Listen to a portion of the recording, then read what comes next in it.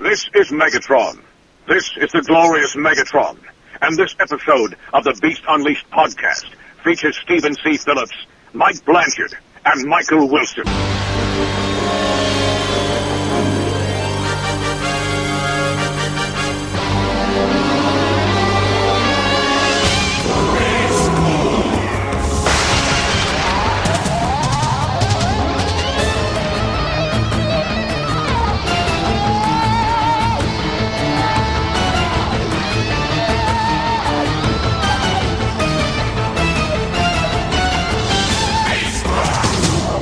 Hello and welcome to the world's first ever Beast Wars Beast Machines review podcast. This is the Beast Unleashed podcast, brought to you by the Geekcast Radio Network. I am your host, DFG and Mike, and I am joined by Steve Megatron with a monitor beeping sound, and Pecan Court Michael. Hey guys. Hey. Yo. So how have you like guys? A song. What? Hey. Yo. How have you guys been? Good. Yes. What have you been up to, Michael? Well, I was lucky enough to find the Walmart and Target exclusives. So I have a very tiny Devastator. Yeah. It's movie, who cares? It's movie stuff. I give a rat's ass. I dug this when I first saw it coming out for Japan, and I thought, why did we get this big-ass $100 Devastator that doesn't have individual robot modes, and Japan gets this cute little, Legends Class 1, and each one of these has individual robot modes. And I thought we really got gypped, but when it came out here, I wanted one. Cool. And now they have a green version, a G1 homage in Japan, and it's like, I want that too. They're never going to bring that to the U.S., but it's like, yeah, I want one. Yes, recently, at least since the last episode that we did of this show, you have a child that likes to ride the vacuum. It's a new roller coaster. Yeah. We have a Kirby, and the front of the Kirby is shaped in such a way where he can kind of put his feet on it and kind of ride it like a motorcycle almost. Except backwards, where he's kind of holding on to the front of it. But it's fun to watch. I actually put a video up of it on YouTube. Yeah. I had a video on Facebook, and a couple people, including you, were prodding me to put it up on YouTube. So that's because everybody watches YouTube videos more than Facebook. Well, I think sometimes with Facebook you have to have an account or be friends with someone in order to see their stuff. True. Whereas on YouTube, everybody can see it. True. But no, it's a really cute video. Yeah, it is. Out there. Yeah. Yes. Steve, what have you been up to? Well, I went through and plundered in my dad's attic and discovered much of my Batman the Animated Series figures in pretty damn good condition. Plus, I also found a bunch of old, just anything ranging from, G.I. Joe, Batman movies, Batman the Animated Series, Star Trek, all kinds of, crazy shit in my dad's attic, so... Cool. Yes. I sell some of it, and I've recently bought the first season to Batman Beyond and Batman the Animated Series. Good deal. Mm-hmm. I have, since since the last time that we recorded episode 3, I have turned 30. Unfortunately, I am now in my 30s. Old. Yeah, not as old as you, Mr. 1973. I got a few years on you. Yeah, exactly. And I got a crap ton of stuff for my birthday, including a Flip Minnow HD camcorder. I got a crap ton of Mighty Mugs. I finally finished off my G.I. Joe Mighty Mugs. I'm actually getting a few more in next... actually, the week that this airs, I'll probably get them by the Wednesday after this airs. So yeah, that's what I've been doing. Pretty much between that and podcasting, not much else really going on. Fun. Yes. So I believe we are going to get into some episodes.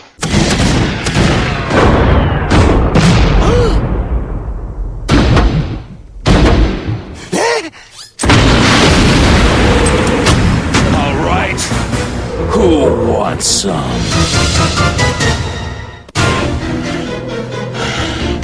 Nobody takes it off. Understand? You hear me? I'll blow your slacking heads off! No, Big Bot! Hold on there! Get off of me! Yes! Listen to him. I don't fear you. I don't fear any of you! I thought that thing was supposed to turn him into a coward. No doubt that was its intention.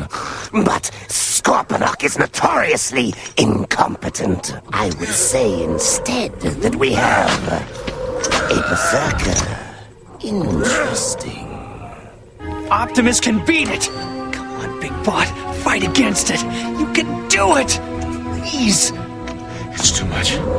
I can't fight it. Disarm my weapons. Lock me up!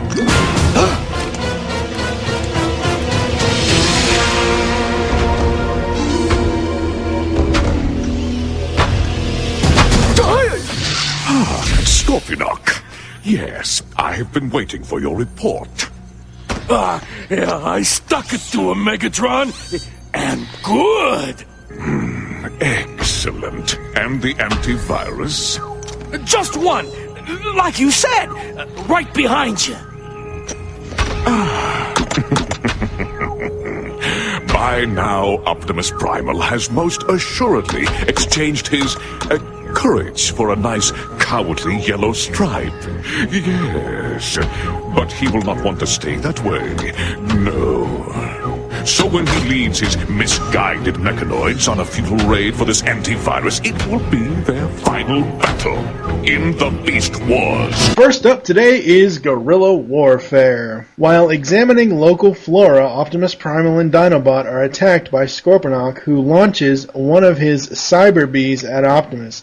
The bee attaches itself to Optimus, Scorponok flees, and the two Maximals return to the Axelon. Rhinox explains that the bee has infected Optimus with a virus that turns the victim into such a coward that his leadership abilities will be compromised.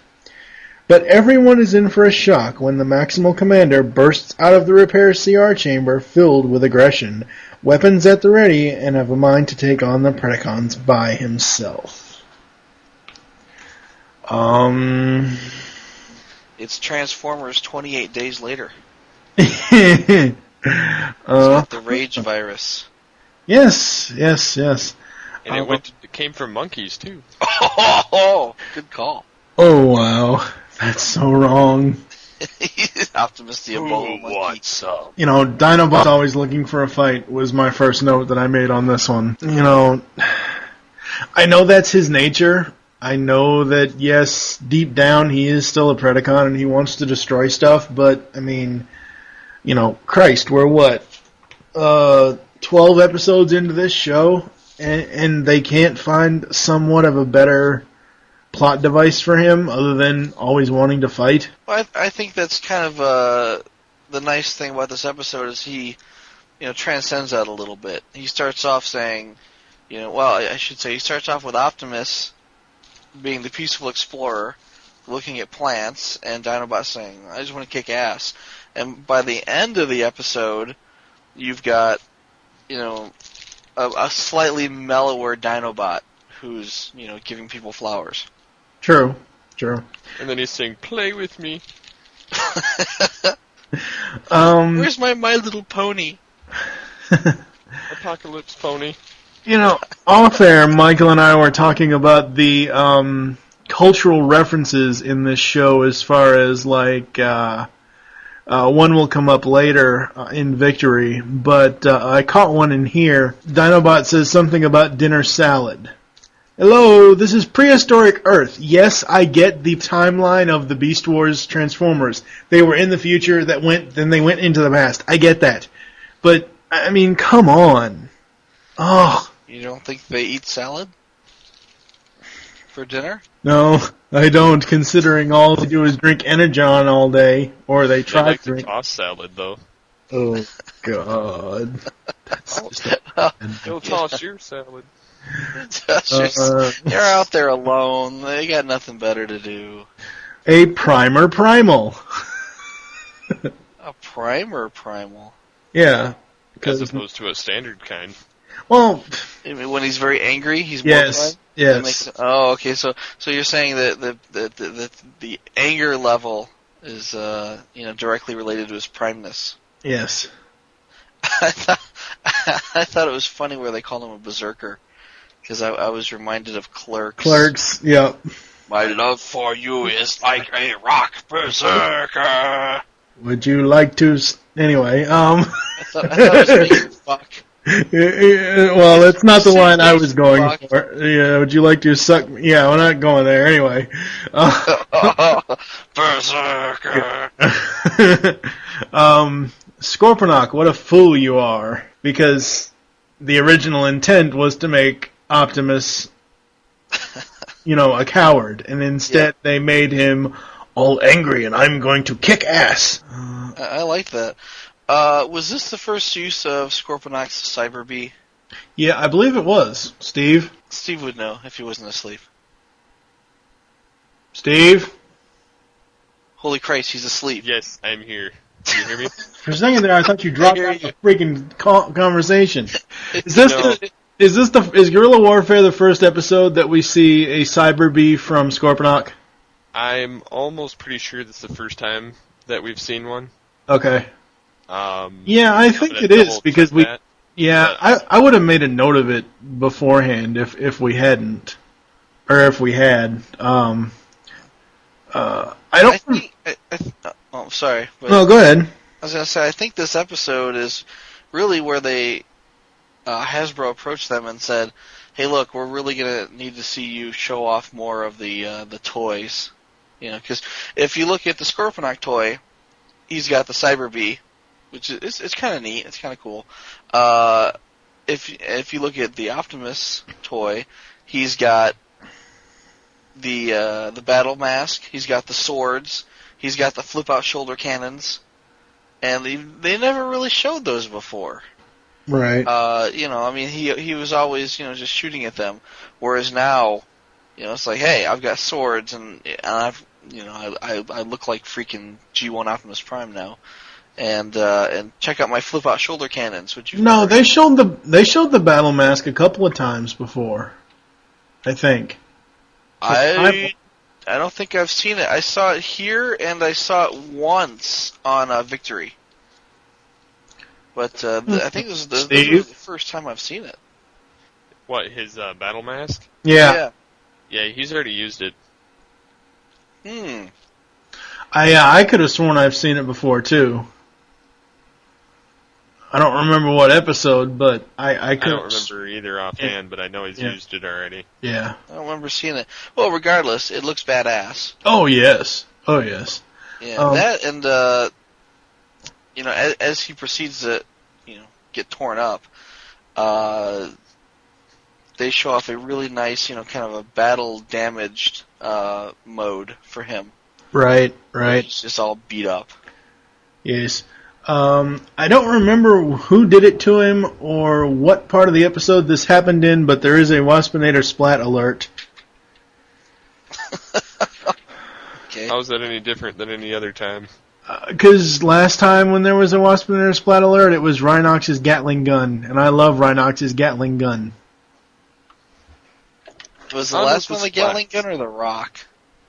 No, it was the Gatling gun. It might have. Well, that's one of the ones that I remember from the last.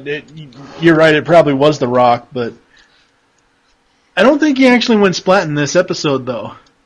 I think he got shot up or something. Oh no! I know what it was. It was when Primal was in the.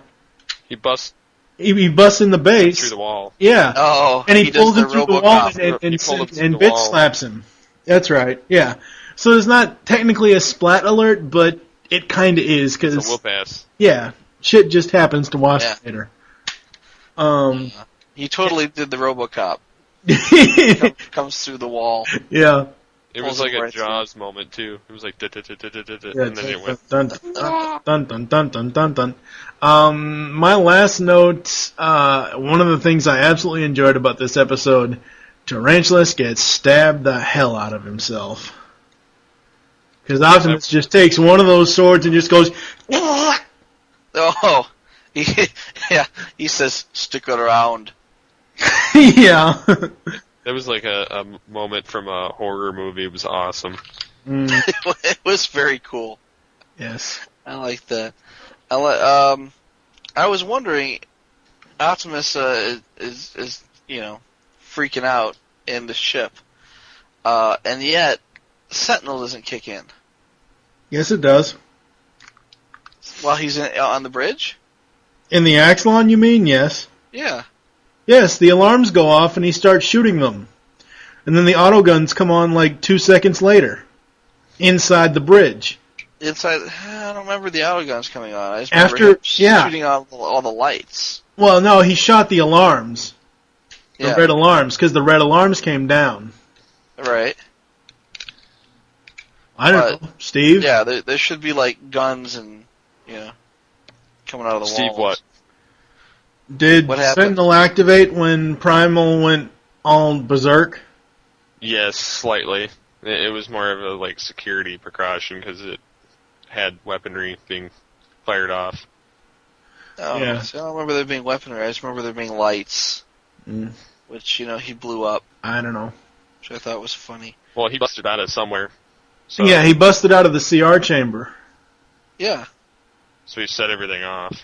No, I think that was him shooting guns all over the place. I don't think Sentinel actually deployed. Well, the alarms went off, but you're right. I don't think Sentinel's autoguns ever came on because it was Primal shooting at them. Exactly. Okay. Yeah, you're right. Okay. Yeah. That's what I said. Whatever. What else you got, Michael? My favorite quote. That's from Rattrap. What if he goes all ape slag on us? He's gonna go ape shit. If I hadn't already selected the quote for this episode, that would probably be the quote for this episode, but... what if he goes ape slag? I thought ape slag was awesome. But, but I thought it ended very well with Dinobot kind of becoming more soft, I don't want to say soft and mellow, but his bedside manner improved. Quite literally. Yeah, exactly. I think one of the things, and actually it will become, whenever Steve gets it done, it will become the episode art, but the whole point of the Cyber Bee is if you remove it, it automatically triggers a timer for it becomes a bomb. Right. And the whole point of this kind does. Huh? This kind of Cyber Bee does. Not right. all of them turn into bombs. Okay, well, you're right, exactly. The one that's in this episode, if you detach it without disconnecting it, it becomes a bomb. And the whole point of this episode is so, we can learn from whatever, from nature, from whatever. And, Optimus or Cheetor, I forget which one, throws the bomb on Megatron and it lands where the plant landed on Dinobot's neck, where he couldn't reach it. So Megatron has Scorponok get it off. They're holding it in their hands, and both Megatron and Scorponok have a Looney Tunes moment with eyes bugging out and everything else. That will be the episode art for this episode. Nice. Yes. Steve, what did you think of this one? Well, I definitely think this is one of, even though it wasn't really super important, I do think it was important for the fact that some of the characters did evolve and get a little bit more in tune, like Dinobot and everybody. But it also shows that Primal does deep down have a darker side that drives him. Right. That should he decide to channel it, he could really stomp everybody's ass. And of course, that darker side will come out in Beast Machines a little bit sometimes. Oh yes. What else did you like, Steve? Even though it didn't have Megatron in it really a whole lot, I did like the episode. I kind of liked how Primal just kind of wigged out on everybody. It was a different take on his character. Usually he's the calm and collected character that kind of drives everybody to do what they're supposed to. And in this one, it was mostly Rattrap and Dinobot calling the shots. Would you say that? Now again, this kind of will evolve, and this is just my overall thinking of Cheetor's character. Would you say that Primal and Cheetor are almost like father and son? Oh yeah, most definitely, because it gets revealed more as the show goes on that whenever one gets damaged or one thinks the other was blown away, they're just kind of like majorly impacted compared to everybody else. Right. But it could also be a mentor-ish complex that's going on between the two of them too, because Cheetor looks up to Primal. Yeah. So do we have any other thoughts on what the hell's the name of this episode? Guerrilla Warfare. Do we have any other thoughts on this? No. Alright, let's move on. Transwarp ship Axelon, commanded by Optimus Primal, has not been found in normal space. We believe their pursuit of the Predacons who stole the Golden Disc may have taken them into another time zone. Temporal probes launched. If Optimus and his crew are anywhere out there, we'll find them, bring them home.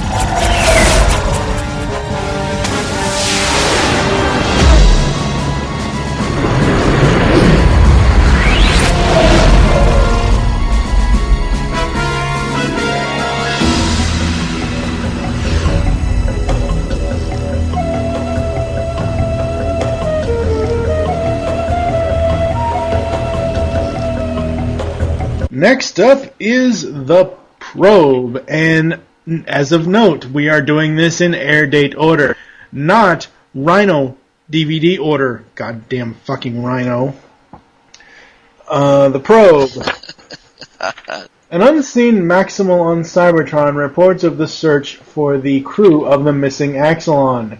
Probes are sent out to different sectors of space, past and present, in the hopes making contact with the lost Maximals back on the planet of the Beast Wars. I like how they do that, Planet of the Beast Wars. I'll mention that in a second. Rhinox detects a Cybertronian satellite within this solar system and races on to build and in place a radar dish in order to contact the Probe. Why is it every time I look at the title of this episode, all I can think of is friggin' Cartman? He's got a satellite dish out of his ass. Yes. I never really read the booklet before on this, but I like how they say the planet that the Beast Wars are being held on instead of actually calling it what the fuck it really is. Oh, they don't want to spoil it. True. We all know it's Earth, but true. Well, it's got 2 moons at this point. You don't really know. Mm. Although, when the probe is making its way through the solar system, it looks an awful lot like the Sol system. It's clearly, this is Saturn, Right. And there's Uranus. Yeah, Uranus. Leave Uranus alone. I don't want to touch Uranus. Okay, Came enough. awful close to Uranus there. enough anus jokes. I really liked how Cybertron looks in Beast Wars, even though we don't see much of it. Oh, we don't see much of it until there's a difference though. You really can't count this Cybertron as to what Cybertron becomes in Beast Machines. But just from what little we did see of it, I did like it. Yeah. The lens. Can you say G1 Transfixatron? I was thinking that, yeah. Haven't I seen this before? That's what we call a reused plot device. Yes. They sent a cop-out. Yes. I think this is the first episode that Dinobot gets his ass handed to him by Black Arachnia. On a silver platter. Not even gold. Yeah, no. Well, yeah, but despite the fact that she's kicking ass, she's not saying much again. So she's not really taking names. Oh God, this episode's gonna be full of bad puns. You said puns. Boobs. No. I didn't say buns. I didn't say boobs. I said puns. There's a difference. I know, I said that too. Yes. If the transcript of this ever gets out and on Google, people will Google it and for boobs. Better look them up. Big I pun. said it. Boobs. Big boil them, mash them, stick them in a... Shut up! Yeah. That's the only other... That's some cold slag right there. That's some cold slag. Pick your flavor. Anyways, we're getting way off track. Last note I have is, for some odd reason, no going home this day. What would have happened if they actually got back? That's what because, alright, basically this episode, if they were able to contact Cybertron, this would almost be like, the end of the series? Well, that too, but I was going to say Heavy Metal War. Oh, yeah. Because if you think about it, if they got to go home and the Predacons followed them, yeah, you know. Oh, Steve, what do you have for the probe? Well, I got a comment about what you just said. It'd actually be catastrophic for him if the Maximals did go home and the Predacons got left behind. Okay, well, yeah, that's true. But we don't know any of that's happening yet, though. Yeah, you don't actually know that this is Earth. They just, they would just spoiled it. Damn you. the Predacons would just be stuck there on this planet, and eventually they would, rust over without ever knowing that the Ark is buried nearby. Yes. They would have no clue. In the beginning, which I thought was very cool, they were Cybertron, they show Cybertron, which was neat. It wasn't like G1 Cybertron, but it was a nice representation. But they're shooting out these temporal probes. They're launching them, and it reminded me a lot of the scene early in Empire Strikes Back, where they're launching the probots from the Star Destroyer. Oh. And I looked all over for video of that as a comparison, and apparently Lucas has scrubbed the internet of any tiny bits of video of any of his movies. Well, don't you have the movie on DVD? I do not. No. What? I don't have. I have. Okay. Fork it over. Give us your geek license. What the hell? Wait a minute. Hold on. No. You always reference ever since you and I started doing podcasting. Almost every single episode of TFG1, you brought up a Star Wars reference, and you don't have it on DVD. I don't have it on DVD, but I do have 3 copies of the trilogy on VHS. Oh God. And I said I'm not going to buy it on DVD. I made a conscious decision not to buy it on DVD because I knew when it first came out, it was just the remastered ones where Greedo shoots first, and I said, I'm not buying that shit. And then finally they came out with another version that was, okay, we have one disc with the original, hand shoots first, and one with the remastered version, which is not only Greedo shooting first, but this time somebody photoshopped it so hand looks like he's dodging a little bit, And I said, you know what, I'm not going to buy this set either, because eventually it's going to come out on HD. Yeah, Blu-ray. So maybe I'll buy the Blu-ray set when it comes out, and it's going to come out. Yes. But it's like bad enough that I've got 3 versions of it on VHS. It's like I really don't want to go out and spend another $100 on the DVD unless it's going to be really, really sweet. In fact, I might even wait for the 3D version. Oh, don't! We're not bringing up anything 3D. I'm so sick of 3D. Lucas is still going to go and make the whole thing 3D and release it on a hologram video or whatever the hell it is at that point. And I'm so sick of 3D. I'm so sick of Star Wars. I like Star Wars. I really dig Star Wars. We are so sick of Star Trek. Well, you know what? I'm sick of Berman and Sick of Braga. I'm so sick of you. Okay, we're getting way off track here. So back to Beast Wars, the probe. Yeah. Oh, the probe. Yeah, that's right. Hey, my ass.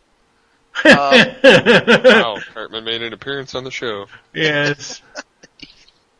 Another thing that bothered me about this particular episode was that you've got this transfixatron lens floating around. Did anybody think just jump behind Tarantulas? Wouldn't that have made the most sense? He's like 5 feet away from you. You could have jumped behind him, and then he would have got hit. Then it's like, here I am. Wait, no, yeah, I'm how not. hard is that?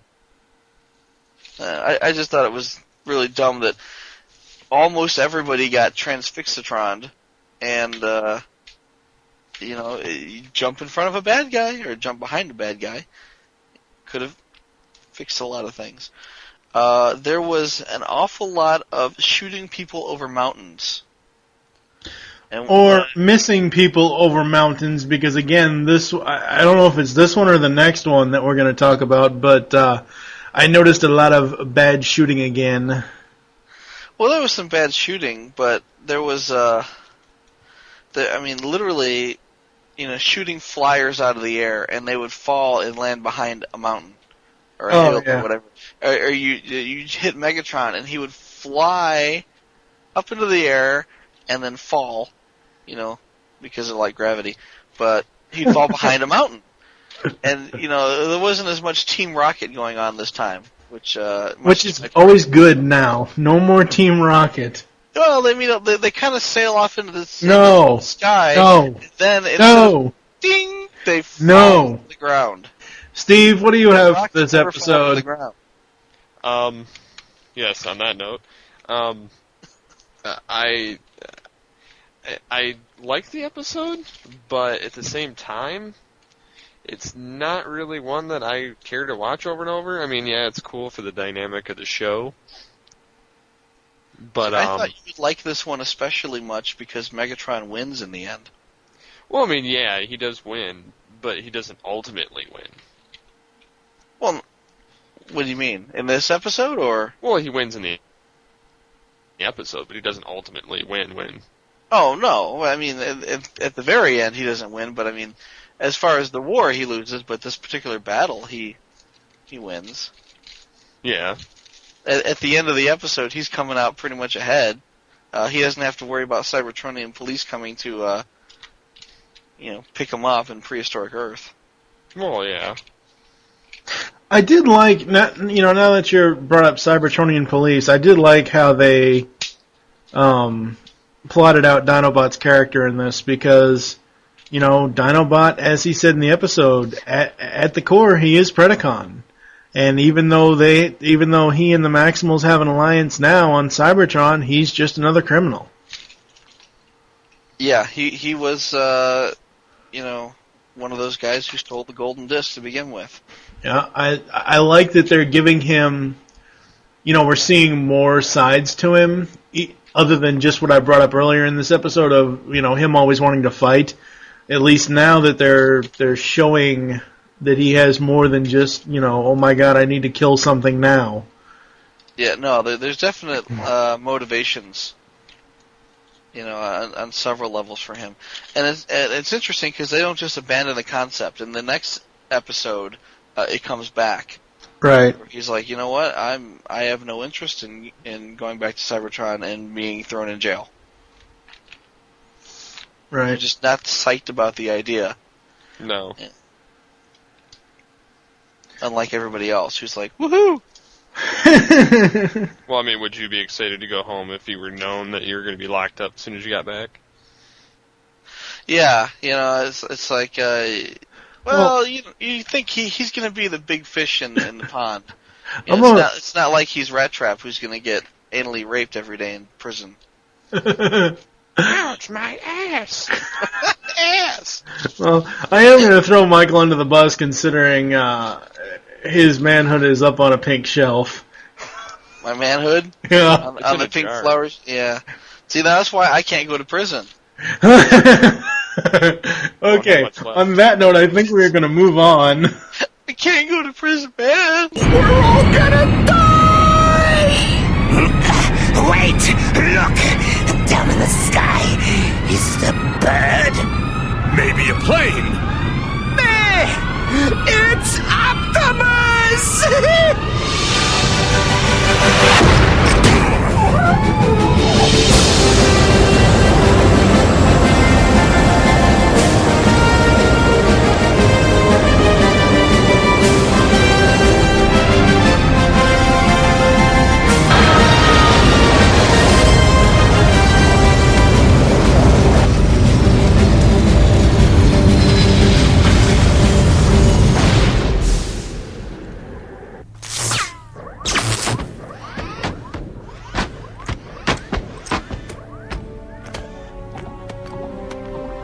Damage report. In a word, busted. She won't fly again. What about Rattrap and Dinobot? Are they okay? Man, you know, it's your fault that I ain't kicking back on Cybertron right now, you overgrown stinky iguana! I've done the planet a favor. Hey, you want me to show you just how Velociraptors got extinct? They're taking it well.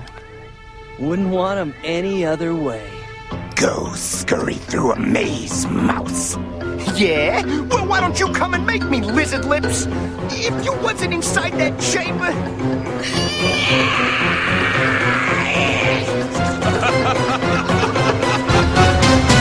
And lastly up today we have Victory. The Maximals witness a violent mutiny via spy camera placed within Predacon HQ. Megatron's subordinates refuse to follow orders. An abrupt firefight seemingly kills every Predacon. With the Beast Wars over and the Maximals secure the Predacon star drive, repair the Axelon and prepare to head home to Cybertron. I said to Michael off air that, and I tried to look at the wiki for more notes. I have 2 notes for this entire episode, only because when I started watching this, I did watch it 2 times. Once to get audio, and once to hopefully take some notes down. So you guys are going to have to carry the majority of this one, because I just started watching it because I started enjoying it way too much. First note is, Megatron sure gets hit in the face a lot. I mean, this entire series, his mouth is like jacked up almost every other episode. That didn't happen till the end, though. Yeah, but still. And then, again, going back to, the other, there's actually 2 cultural references here. Cheetor, in the beginning, see, aren't you glad we got Cable? Again, they're Transformers. They're stuck in prehistoric Earth. How the fuck do they know what fucking Cable is? They're from the future originally. I know. Well, that's why I said in the beginning, yes, I understand the whole Beast Wars timeline, but they are on prehistoric Earth. Cable has not even been invented yet, has not even been thought of. And the other one, it wouldn't have been as funny if he had said closed circuit TV. True. No, I mean, I get that they were going for the joke, but still, it's one of those things where, even though it is a nitpick on my part, it's just kind of like, what the hell?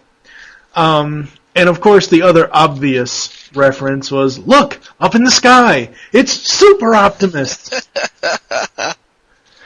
It's a bird, it's a plane, it's Optimus! I dug that. No, I dug it. I thought it was cool, and I thought it was cool how they used the music for it as well, but... Again, you know, it just goes to show you how... Now, granted, Superman can never really be dated. I mean, Superman's been around for, 70 years? Something like... It's 1938. 70-something odd years. But Batman hasn't beat. No. Batman doesn't beat. According to me, he does. Well, it's because he can breathe in space. Batman... Yeah, well, who cares? Anyways, No, because Superman came out in 38, Batman came out in 39. So You know, it's easy to get you off track. You know that. shut the hell up, damn it. Anyways, so those are my 2 notes. Michael, why don't you go with whatever you have about this one? Okay. You missed one as far as cultural references, and that was when Dinobot quotes Shakespeare. Oh, yes. Alas, poor Tarantulas, I knew him well. Uh-huh. Which was funny, because he's like holding his legs? Yeah, it was one of his legs. Why would he tear his own legs off? I mean, that's, or did he think extra. he has spare legs? Well, it's like Waspinator. You just never know when you're going to run out of those parts. Mass produce them. Yeah, I suppose. I don't know. I just thought it was kind of creepy. He's like, look what I got! Woo woo woo! It's the legs. Actually, I was really surprised that Blanchard didn't mention this, because he has this horrible fear of spiders, and to have spider legs kind of waved at you like that would probably make him shit himself. Shut up. That's because exactly why. And you know what's funny? Looking at my little Robot Heroes Predacon Tarantulas, he has lobster claws. I don't have mine in front of me, so I can't really say. What, the toy? Yes. Yes, he does. Lobster claws. Well, I he's For hands. He's got to have hands, I suppose. True. Yeah. I don't know. That makes sense. Yeah. I guess. I think the whole thing should have been moot, though, to begin with, because they should have known better by watching the closed circuit video that Scorponok would never have turned on Megatron. True. I mean, he's had like 4 or 5 chances already, and each time he's like, "Oh no, I'm sticking with Megatron." So the fact that, I mean, I could kind of see, I could definitely see Pterosaur doing it, and I could kind of see Tarantulas doing it, but definitely Waspinator, but because he's too dumb to know any better. But I mean, as soon as Scorponok pulled out the missiles, I said, this is a bunch of crap. I knew what was up. And they should have known what was up. Well, I think the thing about it is, though, while I do agree with you to a certain extent, the thing is, though, one of them tripped over and again, I know that the Maximals were in the Predacon base enough times, or, in the last episode, where, they had, time to plant a spy cam. But why would you have a cable from a spy cam out in the middle of the floor where somebody can fucking trip over it? That was the whole point. And I think that's why the leg was left behind, was to kind of say, oh, hey, yeah, maybe they did all go kablooey. Yeah. So that it was a trick on the Predacon's part, but it was dumb of the Maximals not to keep their guard up. Right. Well, you've got Rattrap here, who's already proven that he's a ninja, and he can surf. He's a surf ninja. And yet, I gotta add that movie to the M-Wire schedule. Surf ninjas. And yet, I've never seen it. Sorry. And yet Rattrap's leaving cables lying around when he's installing surveillance devices. Mm-hmm. Just thought that was kind of strange. Yeah, it was kind of dumb, actually. I thought so, yeah. But the Predacons in the trench, for some reason, and they're bickering. It's like, stop touching me! I'm not touching you! Stop touching me! I'm not touching you! But it reminded me, not so much of a bunch of little kids in the back seat screaming at each other, but it reminded me of the 3 cursing fish. What? The cursing fish? I think I sent you guys the link to the 3 cursing fish last week, or last episode. I have no clue. I have no clue what you're talking about. I stopped looking at links from you after Badgers. So. Oh, Badgers rule. Shut up. Badgers. Shut up. Shut up. Shut up. Shut up. Shut up. Shut up. Mushroom. No, Google 3 cursing fish, and it's not safe for work. It's funny as hell, though. Well, good thing I work from home. Not safe for home. That's right. Yeah, I will send you the link that says, I'm looking at porn, everybody! That's always fun. When you bring that up at work, and in a cube, no less. Yeah. I work in a used car dealership, and everybody would probably laugh their ass off. Hey, I'm looking at porn over here! And it's funny, too, because the link actually says, be sure your speakers are turned up high. Bastards. Yeah. The ship, which I thought was cool, almost got out. It almost made escape velocity there. But, what are the odds of the ship landing right where it was before? Well, it wasn't exactly where it was before. It was slightly over. Yeah? If you looked at it. Was it the better spot this time? Or? Well, this is the reason why, because where it was placed before, it was completely on regular land, whereas this is on part of that bridge, which is why the base gets decimated in optimal situation later on. Ah. Well, probably less chance of Black Arachnia burrowing up through the tunnels underneath it this way. No, it happens again. I was wondering if maybe, Optimus kind of maneuvered it there on purpose on his way down. Well, I think he was trying to keep it on land. Or at least keep it from smashing into the ground. Oh, okay, that's another thing. While I liked and I laughed at the Superman reference. Yeah, there's no way in hell he Optimus Primal, yeah. Optimus Primal is not Superman. He does not have an extrasensory powered body by Earth's yellow sun. Come on. But he is Prime's descendant. It doesn't... Dude, Optimus Prime is not Superman. I'm sorry. I'm not sure if Optimus Prime could do that. I don't know. You think Optimus Prime could fly up and carry a ship back to Earth? Optimus Prime can't even fly.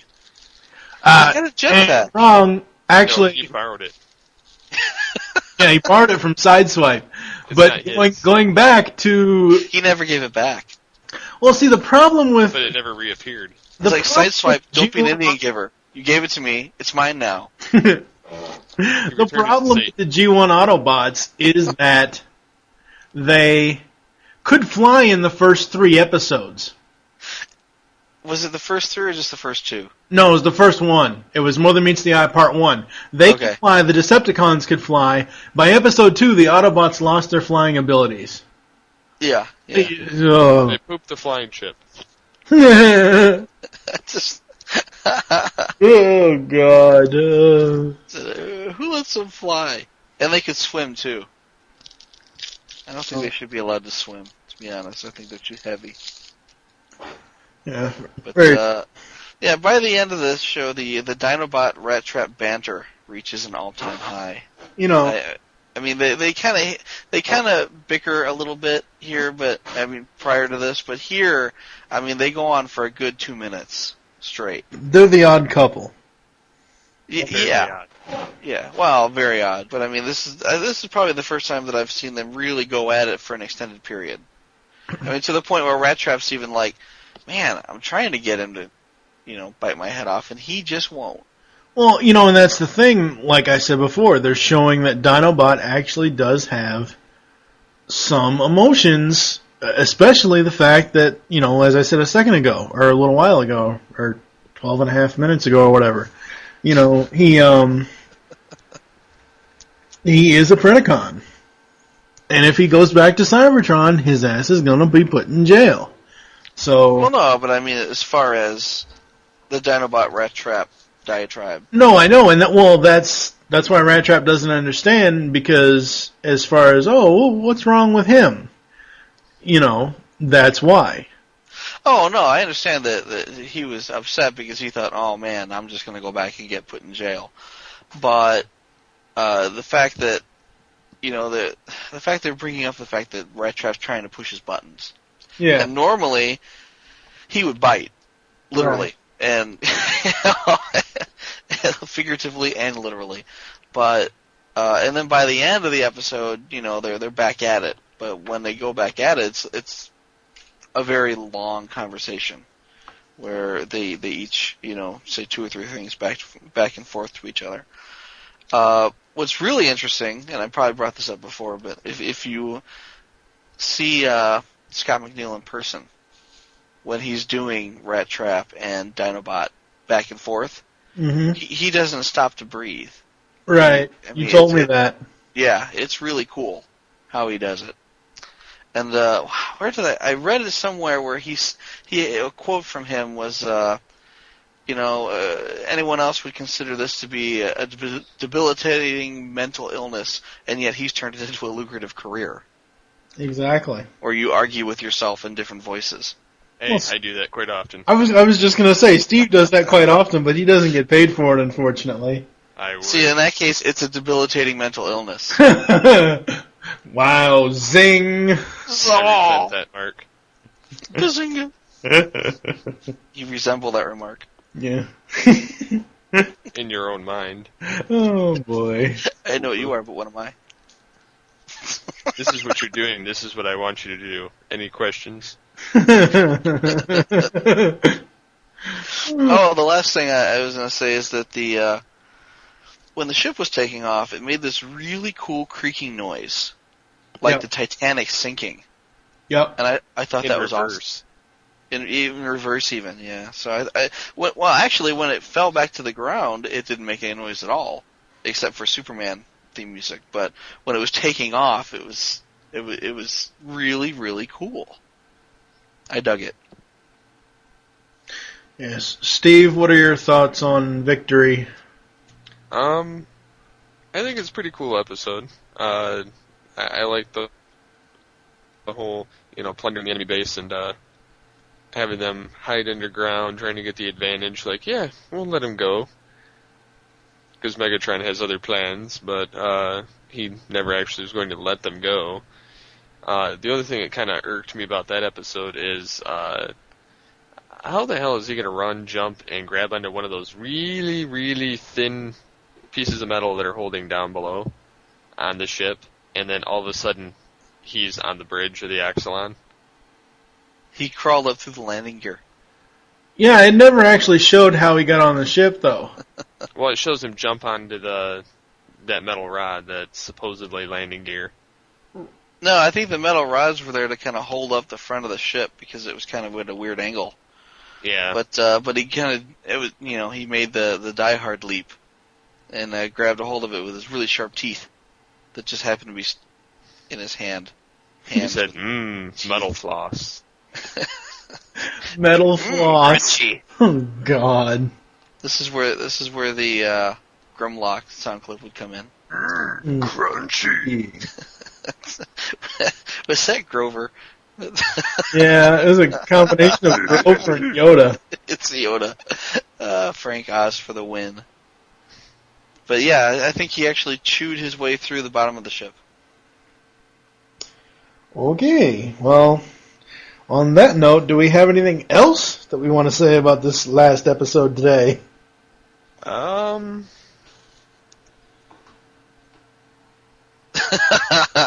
Silence. We need the audio. Batman. We need chirping. Chirp, chirp. No, you are not the goddamn Batman. No, Kevin Conroy is, but... Yes, exactly. But anyway, that's a whole other topic not related to Transformers. And I can breathe in space. Oh, God. This has been a very, very episode. I know. Yeah. Here's technical and animation glitches. You ready for this? Yeah. Alright, it says when Dinobot is shot by Megatron's forces, he falls. After the cutaway to Primal, it pans out to show Dinobot floating on the ground for a few seconds. Dinobot is Jesus. I didn't see any floating. I didn't either. I'd have to go back and look. I need to pay attention to that because that would be hilarious to get a screen cap of the magical Dino fly. Most I can likely do it without wings. No, most likely it wasn't even floating. It was just like they forgot to put the shadow underneath it, and it looked like. Or they forgot to put ground underneath them. Wow. Well, no, the ground's probably beneath them. There's probably just no no visual cue that he's on the ground, as opposed to floating above it. I don't know. Yeah. I have to go back and look, but it doesn't seem to me like And as the Axolotls continue. I was gonna say that in the wiki they talk about the ship being busted 1 second and not busted the other, and I didn't notice any of that either. Yes, it says as the Axolotl is falling from the sky, the ship itself is flipped. It says the antennas and such are normally on the port side of the ship. However, during the fall, they're on the starboard side. Didn't even notice. That's somebody with too much free time that can find all these little tiny issues. Because I completely overlook most of them. Yeah, I didn't see. All I saw was this big blob, this amorphous blob. And again, I think the problem is that they just, I don't want to say didn't put a lot of thought into the design of the ship, but the model, I should say, the 3D model of the ship is just kind of amorphous. You really can't tell what the hell is going on with this ship. No, or I can't, at least. I'm sure somebody does, because they're saying, oh, clearly the antennas are on the wrong side. That could be. How do you know the whole thing didn't flip over? It's kind of like turning Waspinator inside out and upside down. His antennas would be on his ass. Yeah. Doesn't that happen in one episode? I don't know. And now a word from our sponsor. This is the quote of episode 4. Aw, do you need a hug? You are listening to the Beast Unleashed podcast. Thank you for joining us here on the Beast Unleashed podcast. There are several ways to get in contact with us to leave feedback for the show. The first is you can visit www.geekcastradio.com and find all the other podcasts there. The second is you can stop by PredaconEmpire.com/Nexus. Those are our forums. And the third is you can leave the show feedback in iTunes. I'd like to take a quick moment to say please leave us feedback in iTunes. I just checked all of the GCRN shows, and there has been not any new feedback in a while, so start leaving feedback. Damn it. Shut up, Steve. We now have a voicemail line.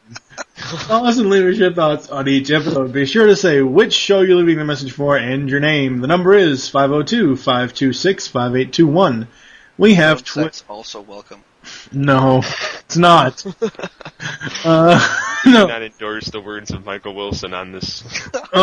Yeah, exactly. The old man. If you are prone to wearing seeker outfits and you're female, please call and tell us all about your seeker outfits. Pictures are welcome. Twitter. The Twitter name here is Beast Unleashed. Mine is TFG Mike. Michael, what is your Twitter? Pecan Court Michael. Steve? SCP-21. We hope you enjoyed this episode of the Beast Unleashed podcast. Join us next time when we will be reviewing 3 more episodes from Beast Wars Season 1, those being Dark Designs, Double Dinobot, and The Spark. For now, I am TFG Mike with Michael Wilson and Megatron. Close the show, Megatron. Boil 'em, mash 'em, stick 'em in the stew. Thank you for listening. Until next time. God, son of a bitch. This is Megatron, and you're listening to the Beast Unleashed podcast. Oh, yes.